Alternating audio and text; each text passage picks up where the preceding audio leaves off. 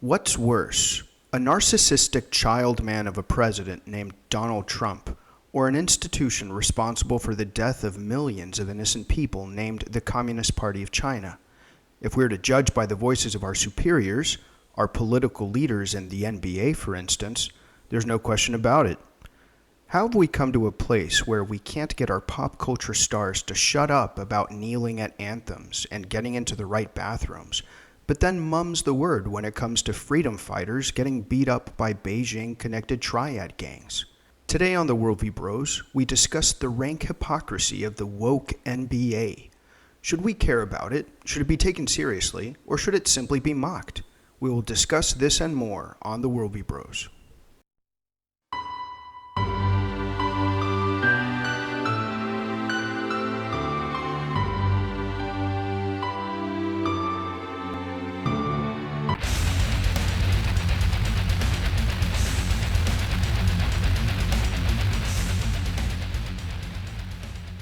Good morning, my fellow human beings, and welcome to the Worldview Bros podcast. All right, so I'm Sal, and this is my brother next to me here, Jim, a.k.a. Jimbo, a.k.a. Slippin' Jimmy, a.k.a. Brogo Baggins, a.k.a. Jim, the school teacher. I don't remember what you said. Jim, how you doing? I'm doing good. You did forget. You always forget something, Sal. So yeah, I sure did. Yeah, you forgot. No, you forgot. Discount Ben Shapiro. Discount. Yeah. Yeah, I like it. I get this all the time. Like, I'll have people tell me that I look just like him. Yeah, you need to go. Except you got to have the clean shave. You know. Yeah. Yeah, he's got like a baby face. Right. Maybe I can put like a little hat on and. Yeah. Just kidding. Oh, I forgot to make fun of you for the recent picture I found again of like 9 years ago. Oh yeah. I'm coming across a lot of those. Yep. Well, what can I say? Those were some good times. That was 2009, I think it was. Yeah. It's very cool. So, anyways, we're here. I know we've already, if you tune into the show, you've already seen we had a show come out this week, and we decided to sit down and record another show here together, talking about some crazy stuff here that's happening in, of all places, the NBA and China. So in just a second, I'll kind of recap what's going on with that. But first, we want you to follow us on Twitter, follow us on Instagram.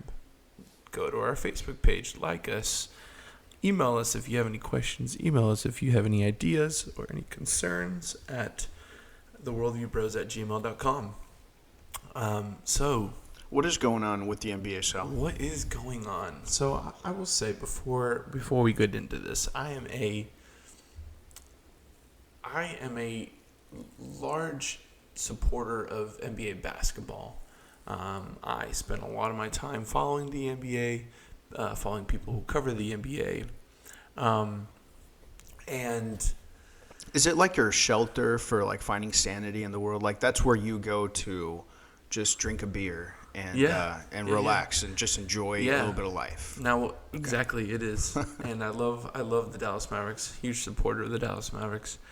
Now, I'll tell you what I don't like to see in the NBA. I don't really go to the NBA for my political commentary at all. So, I guess basically, before I get into this a little bit of what directly happened, the NBA since 2003 has, ever since actually 2002, when Yao Ming, popular Houston Rockets player Yao Ming joined the NBA, born and bred from China, was an 8-time All-Star for the Houston Rockets, helped to really start to grow the business ties between the NBA and China to what it is now. So since 2003, the NBA has really cultivated this partnership with China all the way to where there are offices in China for the NBA. Every season for the last 14 seasons, there have been games in the preseason there. even regular season game, a lot of stuff, all the way to the point to where now 10% of the league's current revenue comes from China. Wow, 10%. 10%. That's yeah. insane. So the league has spent years and many millions of dollars investing in China, helping to build courts, giving broadcasting rights away for free, and bringing stars over for preseason games. Right. So it's been huge, and especially with the Houston Rockets. The Houston Rockets at one point was even officially China's NBA team. Right. Well, sure, Yao Ming. Yeah. And so all that kind of has come to a crash now. Last Sunday, Daryl Morey, who is the general manager of the Houston Rockets, tweeted. Yeah. Okay. It just kind of blows my mind how Twitter just really takes over the world. Mind you, most people, Twitter's not even allowed in China. Okay. But he tweeted something basically that said, "Fight for freedom, stand with Hong Kong." How dare he? How dare he? So before I go any further on what's kind of going on, Jim, can you tell us a little bit of what's going on in Hong Kong? Right. Not that I'm a huge expert or anything, but just trying to keep informed a little bit. The riots in Hong Kong kind of start over the summer. There's a new bill that the chief executive of Hong Kong proposed, and it's called the Fugitive Offenders Bill. And basically what this bill says is that if anybody from China were to wander or as a fugitive to Hong Kong, or somebody from Taiwan, that the Hong Kong government would extradite that person to the government of Beijing. And the issue that a lot of people in Hong Kong have is that it looks like a little bit of a backdoor way for Beijing to have jurisdiction or additional jurisdiction over Hong Kong. The thing is, of course, the relationship with Hong Kong and China is complex. It goes back to when Hong Kong was a colony of the British Empire. Hong Kong officially belongs to China. Hong Kong isn't allowed, for instance, to have its own army or anything like that. It's officially a part of the continent of China. Hong Kong was to have kind of its own form of government. It was to have its own form of economy. So it doesn't have a socialistic economy. It has more of an open market kind of an economy. And by and large, they're able to govern themselves. But of course, this has been decreasing year by year. Year by year, China has been trying to encroach more and more on the liberties of Hong Kong. And so, for good reason, the people of Hong Kong see what's going on.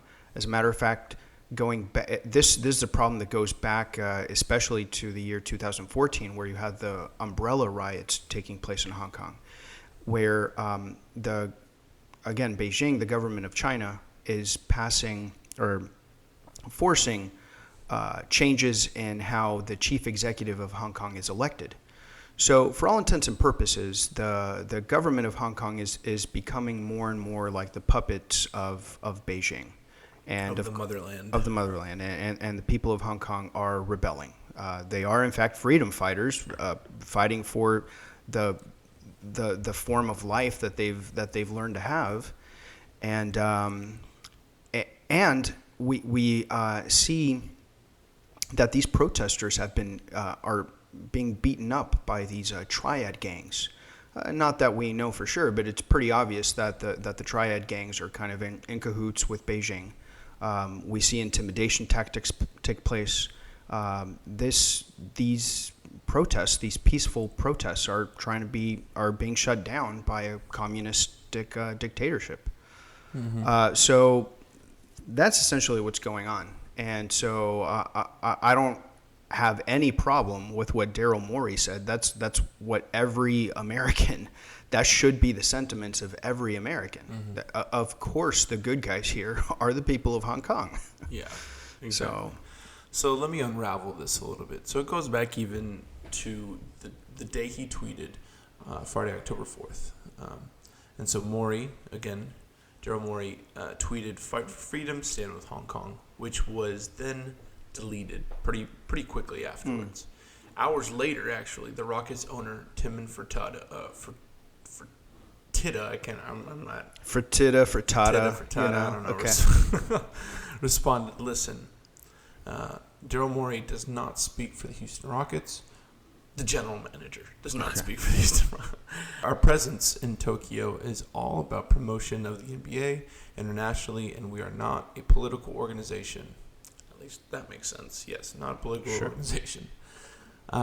So, kind of, a tweet of, hey, let's just hold the brakes there. Yeah. Sunday, October 6th. I'm still kind of disappointed that Morey, had to just quiet down. Just quiet down, you. Mm-hmm. You're not entitled to your opinions. Okay.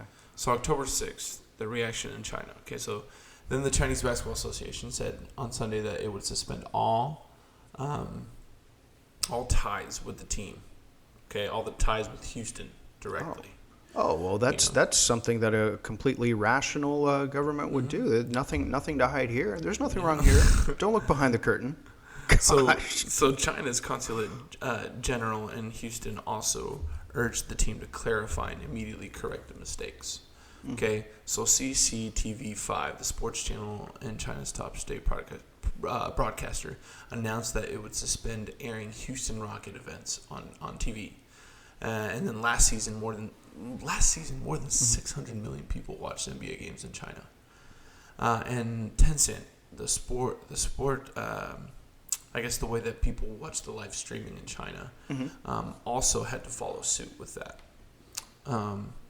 So that happened. Right away, things started happening right after that. Yeah. Monday, October 7th. So this is when the NBA started to have its response to it. Of course. So the NBA said that it recognizes that Morey's views have deeply offended their friends and fans in China, which is regrettable. And then this is, again, NBA saying, while Daryl has made it clear that the tweet does not represent the Rockets or the NBA, the values of the league support individuals educating themselves and sharing their views on matters important to them. So in other words, they want to kind of have it both ways. Exactly. Like, hey, we want to appease our Chinese overlords. Oh, but we stand for everybody's right to express themselves. Okay, if you say so. Yeah. Yeah. And then, even further, it's very clear. The NBA, they even said it's about the money, right? It's all about the money. So then we started getting response from U.S. People in government, senators, both Democrats and Republicans. So, for instance, Senator Rick Scott said it's clear that the NBA is more interested in money than human rights. You had guys like Beto O'Rourke, a Democrat from Texas, saying it's an embarrassment. Morey Morey then responded on Twitter. He said, "I did not intend to tweet to cause any offense to Rockets fans and friends of mine in China. I was merely voicing one thought based on one interpretation of one complicated event. I have had a lot of opportunities since to tweet and hear and consider perspectives."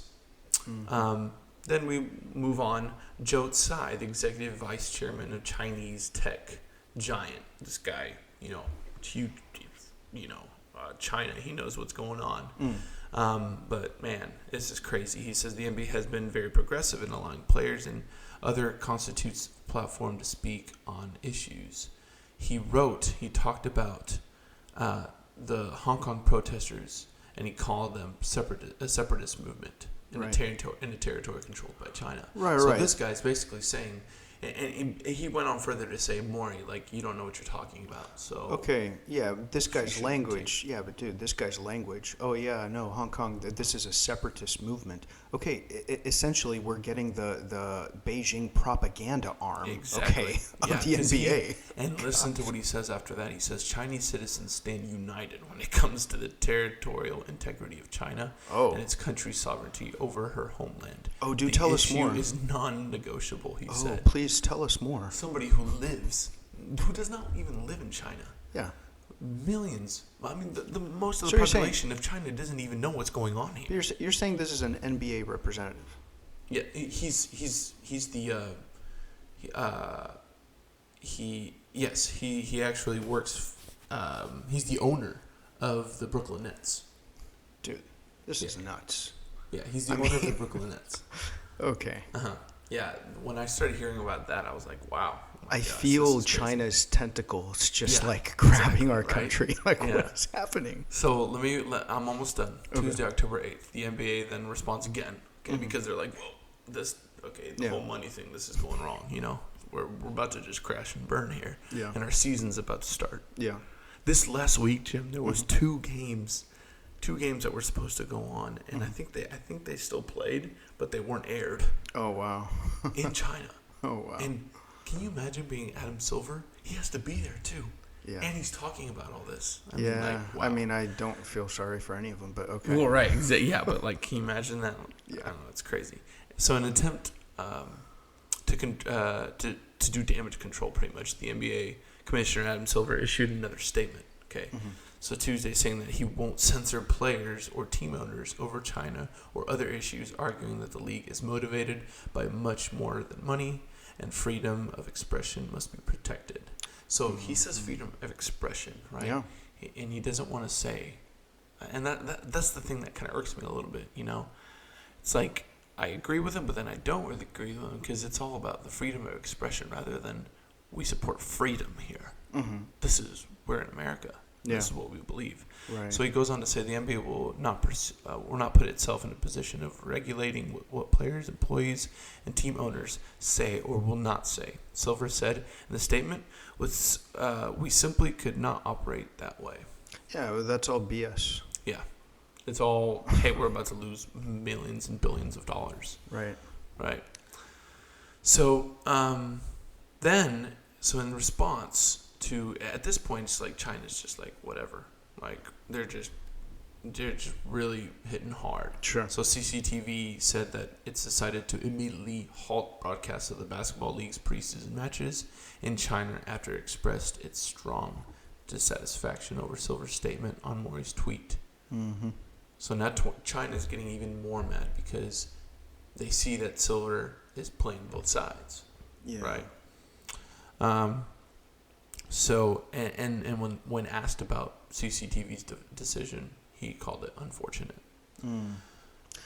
Wow. Wednesday, October 9th, last thing here. Okay. At this point, this was yesterday, all 11 of NBA's official Chinese partners have suspended ties with the league since Monday, according to review by CNN Business of company statements and social media posts. So...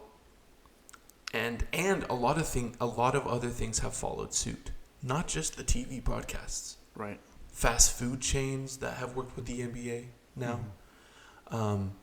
Smartphone companies, coffee companies. Yeah. All these companies are cutting ties. I mean, severing ties with the NBA. Now, let me say a little bit. As a basketball fan, it's going to make me a little sad if it gets worse and then cuts into the basketball issue. And I'm not able to watch certain games or I don't know, God forbid, season gets canceled for some reason or something, right? If this just starts getting worse and people are losing money, right? And, that'll really stink. But part of me hopes that basketball just keeps going and the NBA will learn a lesson because this has just kind of been kind of crazy. Yeah, I mean, what you're describing, the position that China is taking, it almost seems like too excessive. Like it almost seems like there's a I don't know, like a kind of almost a separate agenda, almost like they're using this as an excuse. Exactly. To try to put one on us. You know what I'm saying? Yeah. I don't know. I obviously I can't speculate about motivations, but be that as it may, like. I mean, whatever. Of course, basketball will continue. I mean, whether we lose a season or not, Yeah.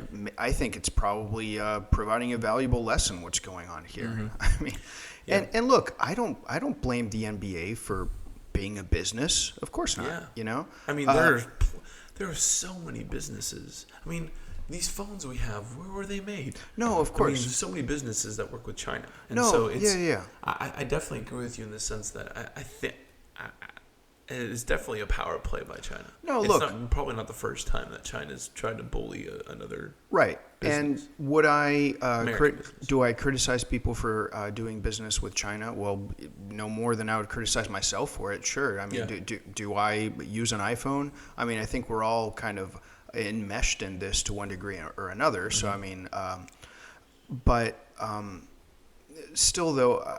I think the issue that bugs me is the hypocrisy of the NBA, and not just like the NBA as an institution, but just certain like players and coaches. I mean, I saw this on YouTube. Steve Kerr, like, look, here's the thing: if you're gonna be political, then be political in every circumstance. You know, like we said in the intro. I mean.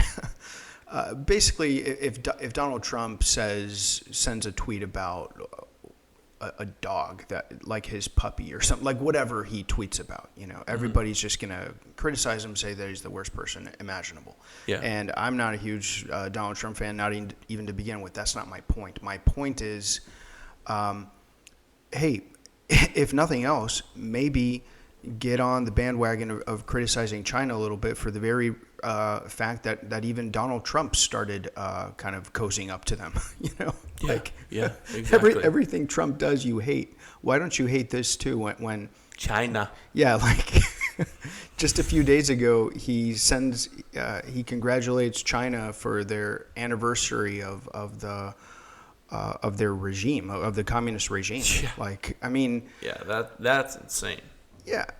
So, like, let's look at this from Steve Kerr. I mean, Steve Kerr, the coach of the Golden State Warriors. Well, he's the coach of the Golden State Social Justice Warriors. Is basically what he is, and he'll criticize the whole thing about the North Carolina bathroom deal and how the NBA canceled the All-Star game in 2017 in Charlotte because of the HB2 bill or whatever with the bathrooms, which is stupid. Okay, yeah. So like they'll take these stupid little issues of political relevance that is relevant to them, you know, because they want to present this woke facade. Okay, Yeah. Mm-hmm. But when it comes to the people of Hong Kong who simply want to live free lives, you can't see them anywhere. You can't find them to make any kind of a comment. Yeah. So, I mean, consider Steve Kerr. He's tweeting again. He tweets every stinking day about how much he hates Trump and whatever. Like, who cares? And this is what he says. He's asked about China, about the situation with China and Hong Kong. And he's like, "Oh, I don't know what's going on." Steve, obviously the big story in the league right now is Daryl Morey's tweet and everything going on with China. Do you have any thoughts on that situation? Actually, I don't. I mean, it's a really bizarre international story, and a lot of us don't know what to make of it. So it's something I'm reading about, and just like everybody is, but I'm not going to comment further than that. Okay, so here's Steve Kerr. Oh no, that's just a bizarre international thing. Like, honestly, like if I don't know too much about something, I really shouldn't comment, you know? Mm-hmm. Okay, so we're really gonna suppose that this guy like has no idea, like China, Hong Kong. No, he doesn't. He's not a guy who's interested in political stuff. He's not a guy who's interested in the news. He's not a guy who's interested about all these issues. Yeah. No. Right. He just cares about kneeling for the anthem and bathroom issues. Like that's his deal. That's what he really feels comfortable with.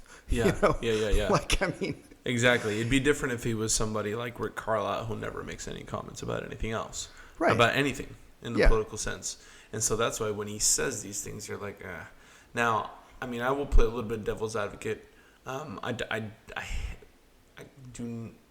It's anytime he speaks, anytime Steve Kerr speaks, I just cringe. I'm like, oh gosh, like please stop. But I'll play devil's advocate here and then see what you say. He works for the NBA, right? Mm-hmm.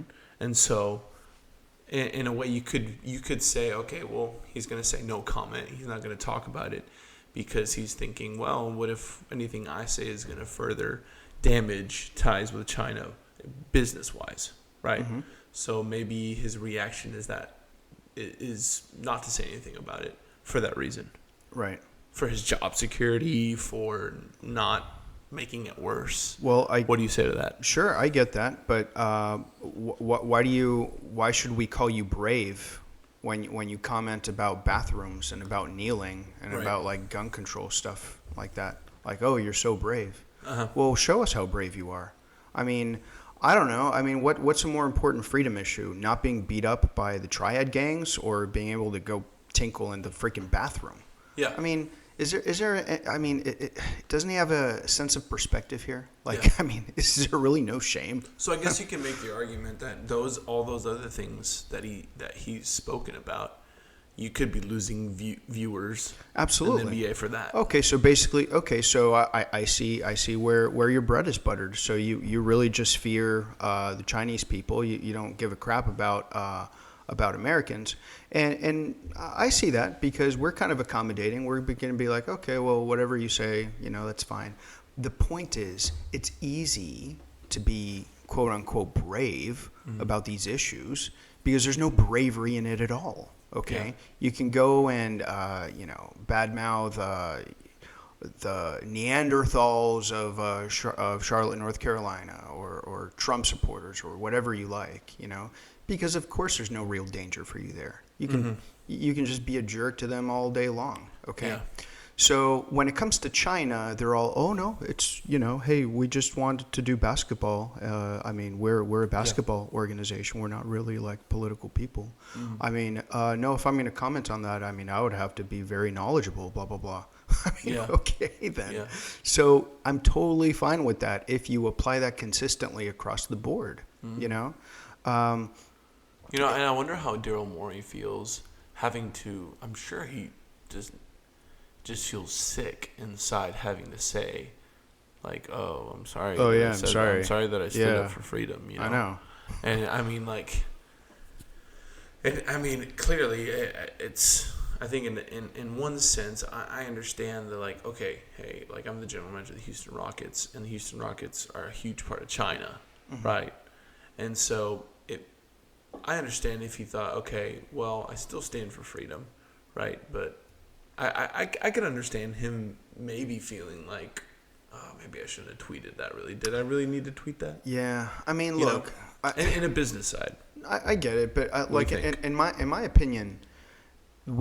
This is absolutely backwards. In my opinion, this is absolutely backwards. Uh-huh. Okay. Sure. If your business is the NBA, like my business is being a teacher. Okay. Mm. I don't, we're having a very political conversation right here.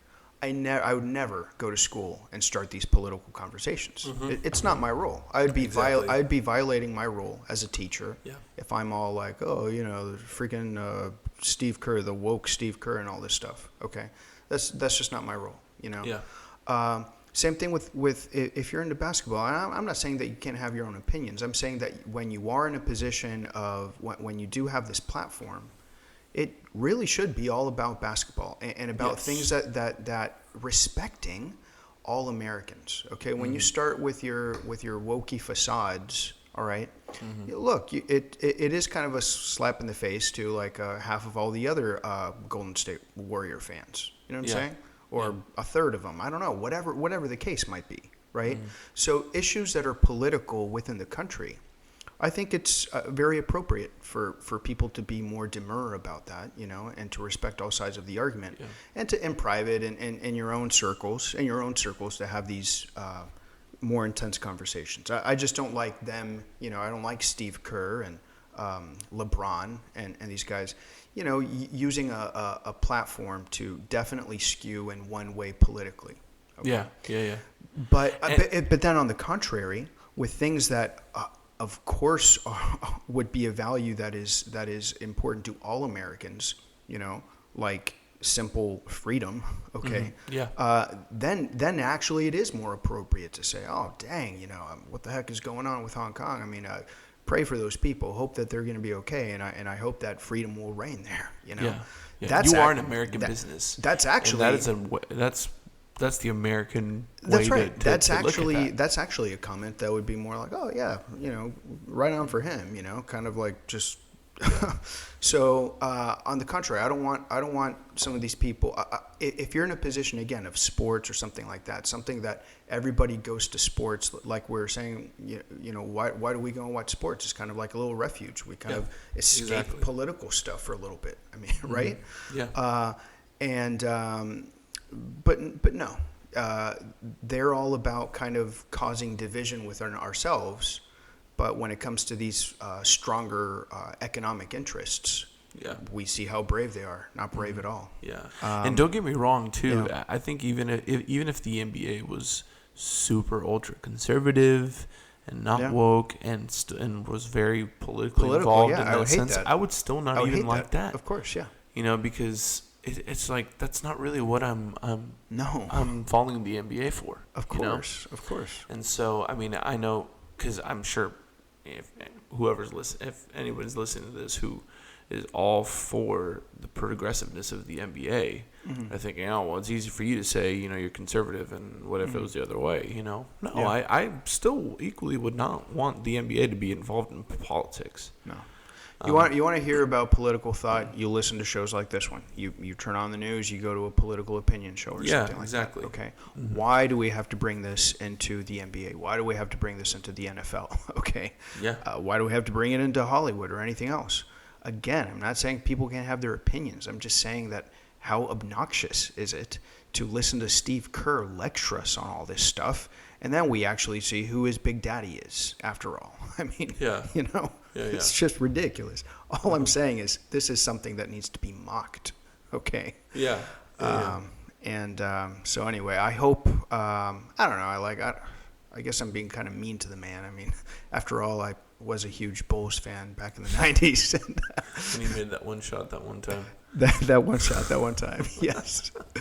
That would have been. Oh, that was '96. Yeah. That was '96. Mm-hmm. So, I mean, dude, I love Steve Kerr's shot. It was a beautiful shot. Yeah. And honestly, I love him as a coach. I think he's a great coach. Yeah, of course. And he's successful.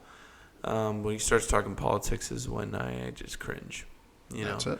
And it's very unfortunate that for pure basketball fans in China, I do feel for them. People who don't know because Twitter's not even allowed in China. Mm-hmm. So for these people that are NBA followers that watch the NBA in China, all of a sudden it's like, oh, you don't get to watch NBA games anymore. Why the heck do we not get to watch NBA games? This is not a difficult call. Steve Kerr is like, oh, who knows what the hell's going on? Yeah. Dude, this is not difficult. Okay, mm-hmm. China is a communist dictatorship, and they're sticking it to Hong Kong. Okay, that's really the end of the issue. Mm-hmm. But no, we have to play this game. Right. Exactly. Yeah. Dang. So that's it's kind of crazy that I mean, for your sake, Sal, I hope this gets better and you're able to watch all your Mavs games this year. I mean, literally, that's the only approach I come with this. Besides, I don't say that's the only. I shouldn't say that because I definitely agree that this is a point to be mocked at, and I think that the NBA they deserve it. Yeah. They deserve it. I hope they learned their lesson on this. Exactly. Yeah, and my only other, I guess, third party stance, or I don't know if that's the right way to say that, is just the point of a pure basketball follower, and that it doesn't affect it in any way. If it does, and I will say that I'm full support of Daryl Morey's thoughts and what he had for Hong Kong, and I know I speak for both of us in that sense. And that it's like just like in war, when your soldiers commits or says something or does something that maybe triggers, whatever a battle or a conflict or something, you stand behind that person, of all course. the way, for what's right. So whether it was the right decision at the time or not, right? No, I see what you're saying. You get what I'm saying in Yeah, that sense? absolutely. Yeah. So would I agree with somebody saying maybe Daryl Morey shouldn't have tweeted that? I would agree with that. I don't think he should have tweeted that because he is the general manager of the Houston Rockets. Yeah, you have no who has call. direct Right. ties with China. Yeah. Like that's not really his place to even talk about. Now, if he wants to go on a show like this and start talking about it, maybe different. If I ask him about it, or someone asks him about it, how do you feel about freedom? It's like, Right. I don't know. Right. It's If you're kind of a asked on fine the line. spot, it's I get it. But I don't know. I still think it sucks that that we're all in the grip of freaking China's tentacles in this way. Yeah. Like this is kind of amazing to see. Yeah. So Yeah. it's kind of I don't know. It's really kind of weird too. I don't know, and maybe there's a chance that this blows over, but I don't think it will. I think it's gonna get worse. As far as just I think that'll maybe depend on losing China. money. I think it's going to depend on China to a large extent. Right, yeah, because Yeah. that's the other thing too. China, I mean, they're gonna lose money too. Yeah. And so does China really care that they're gonna lose money, or is this a standoff? Like, hey, like we're putting the pressure on. Yeah. They're in the driver's seat, so who's gonna cave, right? Yeah. And I don't know. So again, I in future, as if more things go on, maybe we'll mention kind of what's going on. We're following this, and if you have any questions, if you have any concerns, or you have an opinion that's completely counter to what we're saying today, we want to hear it. Definitely shout that out. We like having a conversation. And if you just want to email us in support of what we're saying, we like to hear that too. That's always great. Again, email us, follow us on Twitter, Instagram, and go like our page on Facebook. We always have something going on. Our last video / podcast was on the Joker. Jim and I went to go see the Joker. Loved it. Great movie. Movie. It was really, really awesome. So we talked about it. One thing on that. I don't think it's a great movie. Yeah. I think it's a very good movie, and I think it's like the movie of our age in many respects. It's like so apropos of where we are as a society. Yeah. So I love. You wouldn't call it a great movie? I think it was a great movie. I don't know yet. I don't. Yeah, maybe- I don't yeah, think it's maybe a it's a great little strong movie, to say but great movie. I love the fact that it will spark conversations. Any movie that you can go and have a cup of coffee afterwards and talk about for an hour plus. Okay, that's awesome. So Was I Infinity loved. War a great movie, Jim? No? I'm not sure yet. Oh, wow. Honest. I know I'm being hesitant, but You're also way I higher loved it. critic Yeah. with movies. So did you say Infinity War or Endgame? Infinity War. Infinity War. It's I closer. didn't say Endgame because I purposely it's hard to say that because Endgame I don't even look at it like as a movie. No, I'm with you. It's more of like a Yeah. It's like it's a movie, but